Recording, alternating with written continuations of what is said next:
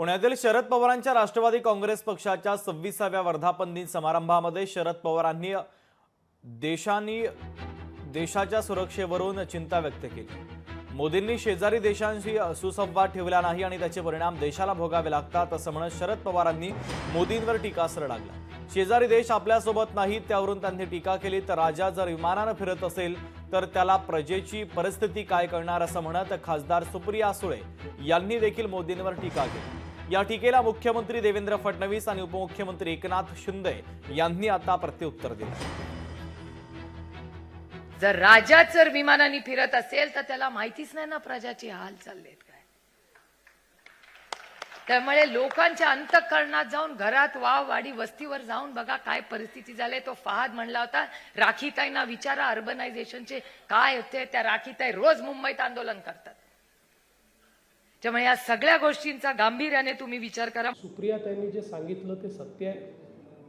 आज जगामध्ये कुठल्याही देशात गेलं तर मोदीजींच्या नावाचा बोलबाला आहे। जगामधले सगळे नेते हे आज मोदीजींचं आदराने नाव घेतात आणि जगाच्या राजकारणामध्ये मोदीजी आणि भारत हे एक असं समीकरण झालं आहे की मोदीजी कॅनडाला जाणार नाहीत अशी बातमी आल्याबरोबर कॅनडाचे राष्ट्रपती किंवा प्रधानमंत्री हे फोन करून निमंत्रित करतात। कारण त्यांना माहिती आहे की तो जो काही G7 का कुठला जो ग्रुप आहे जर मोदीजी गेले नाही तर त्या ग्रुपला अर्थ उरणार नाही। ही मोदीजींनी हे कमवलेलं आहे। सगळे देश आणि त्याच्या भोवतीचे सगळे देश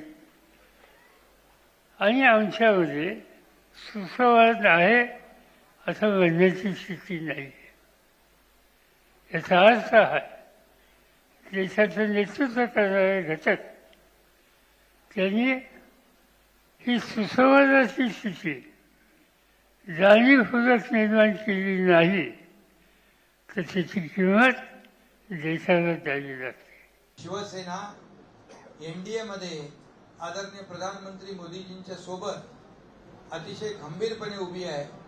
मी एवढंच आपल्याला सांगू इच्छितो 2014 साली देशाचे प्रधानमंत्री नरेंद्र मोदीजी यांनी सूत्र हाती घेतल्यानंतर या देशामध्ये काय परिस्थिती होती आपण पाहिली।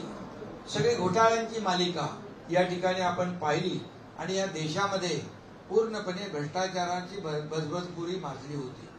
परंतु या ठिकाणी गेल्या 11 वर्षाच्या काळामध्ये आपण जर पाहिलं तर एकही मोदीजींवर भ्रष्टाचाराचा डाग कोणी लावू शकलं नाही। लोकशाही मराठी ऐका, पहा, जागरूक रहा।